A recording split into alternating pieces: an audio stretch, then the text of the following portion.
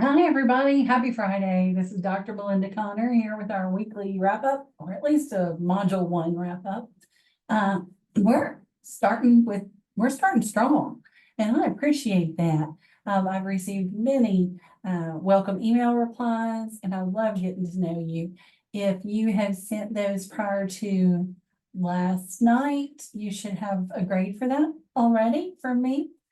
I've also just posted free rice extra credit totals, and we're doing great. We've already doubled what the first couple of weeks last semester was. We're up to like over 42,000 points on free rice, which is about 15 bowls. So good job, keep it up.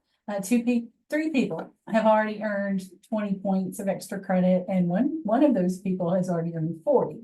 So it doesn't take long, and it's a great way to practice your grammar skills. So look into that and let me know if you have questions. You have 3 assignments due on Sunday. Those are your welcome email reply. So get that to me, and your professional networking site summary, which is essentially your LinkedIn bio. You do not have to have an account on LinkedIn. You do not have to post this to LinkedIn. That's all up to you personally. You simply have to write it as if you're posting it to LinkedIn as who you are today, not in the future, not pretending, just as a business student or a marketing student or, whatever your major happens to be. Do this as you. This is your professional networking site summary that you could post tomorrow if you wanted to. Okay, so no pretending, no dreaming. Let's just keep it real, because I'm trying to help you create materials, at least practice creating materials that you can use right now in your world to benefit you. Okay. That's professional networking site summary. Oh, and I also posted a picture of the textbook, page 14, technology tips, as an attachment to the assignment instructions. So that's there for you as well. Make sure to, oh, you don't have to have a title page. I was trying to look over the questions that I've been asked about that particular assignment, and you don't need a title page for that. You will for your self-assessment semester plan.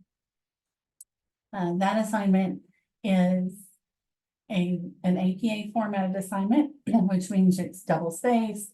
You're using 12-point Arial or Times New Roman font, and you're using a title page. Now, remember, there are resources for you that you can use throughout the semester in the Getting Started module. There is an APA formatted paper template that you can download and use anytime you need to create an APA formatted paper.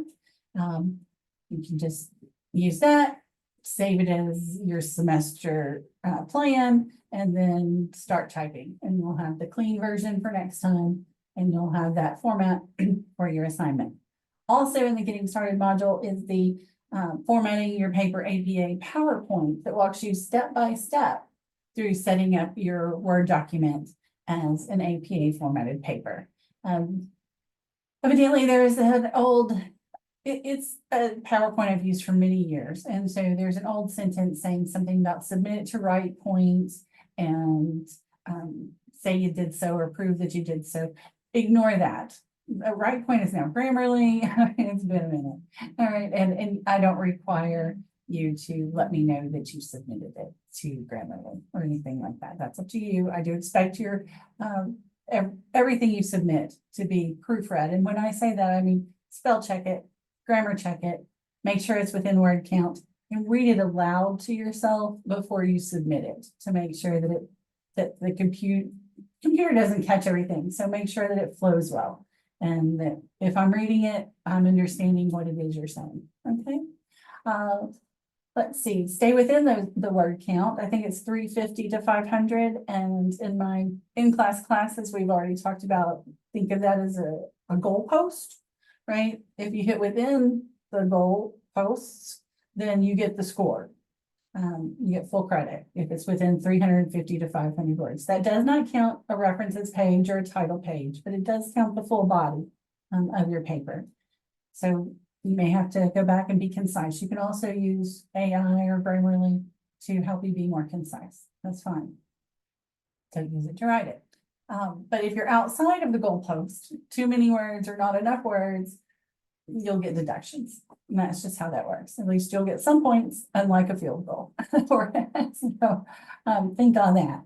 And make sure that the goals, you have 2 goals that you're supposed to create for the semester. Make sure you create those using the SMART formula. And we only have 2 tests in this class, your midterm and your final.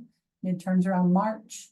And of course, your final is right before finals week. So it's right before May or first week of May, something like that this year. So be sure to demonstrate that you know and have read your textbook and seen the videos, watched the videos and the materials. You have to demonstrate your understanding of the course materials through the assignments you submit to me. That's what I'm looking for. So make sure those goals that you put in your semester plan are in the SMART formula.